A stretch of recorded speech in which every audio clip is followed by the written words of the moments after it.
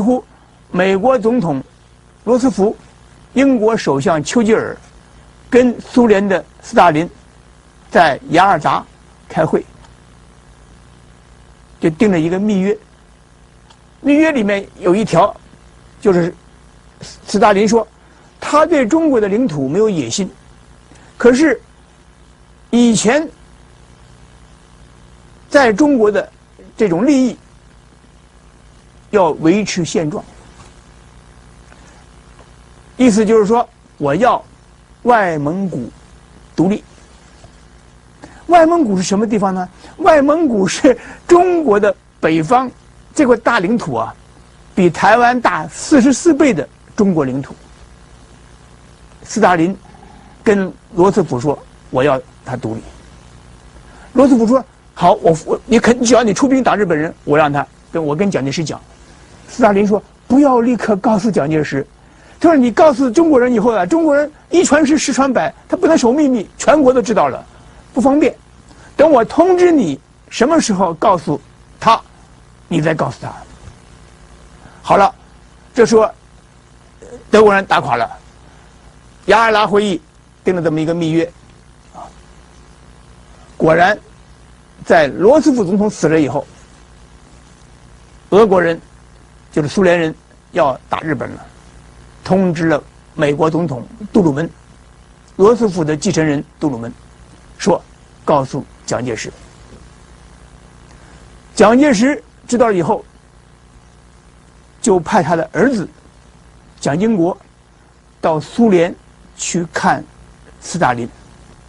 蒋经国跟斯大林说，我们也是好歹也是胜利的国家，打败了日本，我们丢掉了外蒙古，我们怎么样跟我们的人民讲，你是战胜的国家，怎么丢掉了这么大的一片领土啊？你说你收回了台湾，可是丢掉了44倍大的台湾，丢掉了，你怎么解释啊？斯大林说的很有趣，不是我要你们找我帮忙，不是我求你们帮忙我，是你们要我帮你们忙。为什么？你们打不下来日本。为什么打不下来？美国人发现蒋介石这个抗战啊不争气。今天我们算整个中国抗战的历史啊，蒋介石国民党说他们打的，现在在日本的资料里面我们都看得很清楚，这个仗啊有一个最后打完仗以后呢，日本的军人的头子叫做冈村宁次，他是最有责任的。蒋介石放水，就使他没有罪，把他放回美国。后来呢，还把他跟他有联络。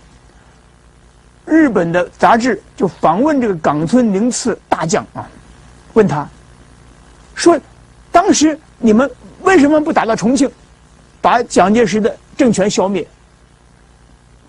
冈村宁次说，我们要打就打下去了，我们没事要打他，要打他我们中国就亡国了。当时我们是整体的，我们要配合大东亚的战争，配合跟美国的战争，所以我们打蒋介石到了一定的阶段就不打了。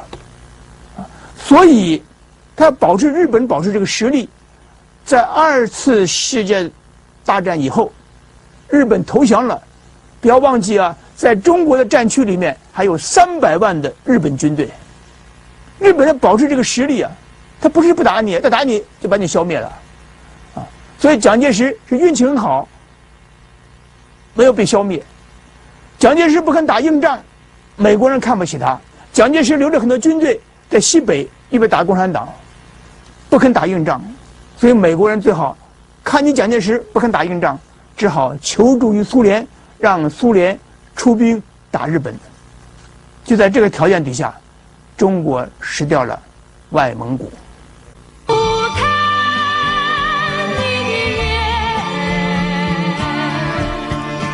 李敖语妙天下。由于蒋介石的儿子蒋经国是俄国留学的，所以呢他会讲俄文。蒋介石派蒋经国去见斯大林。蒋经国后来有一段回忆，现在我念给大家听。斯大林问蒋经国：“你们对外蒙古为什么坚持不让它独立？”蒋经国说：“你应当谅解，我们中国7年抗战，就是为了要把失土收复回来。今天日本还没有被赶走，东北台湾还没有收回，一切实地都在敌人手中，反而把这样大的一块土地割让出去，就是外蒙古啊，岂不失掉了抗战的本意？我们的国民一定不会原谅我们，会说我们出卖了国土。”我说完以后，蒋经国说完以后，史泰林就接着说：“你这段话很有道理，我不是不知道，不过你要晓得，今天并不是我要你来帮忙，而是你要我来帮忙。倘使你本国有力量，自己可以打日本，我自然不会提出要求。今天你没有这个力量，还要讲这些话，就等于废话。”所以美国鉴定了蒋介石的军队不能打日本，不但不能打日本，美国给你很多武器，你把它藏起来，放在西北，你为打共产党啊。所以最后美国就勾结苏联打日本。蒋介石最后屈服，从此世界地图就改变了。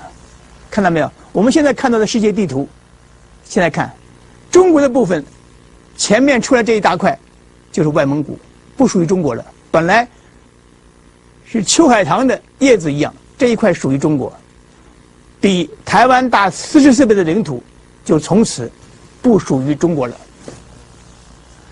今天我们发现了蒋介石当时写的秘密文件，我们都发现了，看到没有啊？他说他写给当时的行政院长宋子文，是吧？啊，你看，外蒙独立或可以使各民族真正独立啊，乃为我立国主义之精神。这什么鬼话？你卖国啊？什么立国主义？你立国的是把领土卖给别人吗？我们再看蒋介石的秘密文件啊，这个他说最后外蒙古独立啊，要宣告外蒙独立啊，不必有承认独立的这种字眼，还带咬文嚼字啊，这蒋介石的亲笔字。问题来了，美国反过来向蒋介石抗议，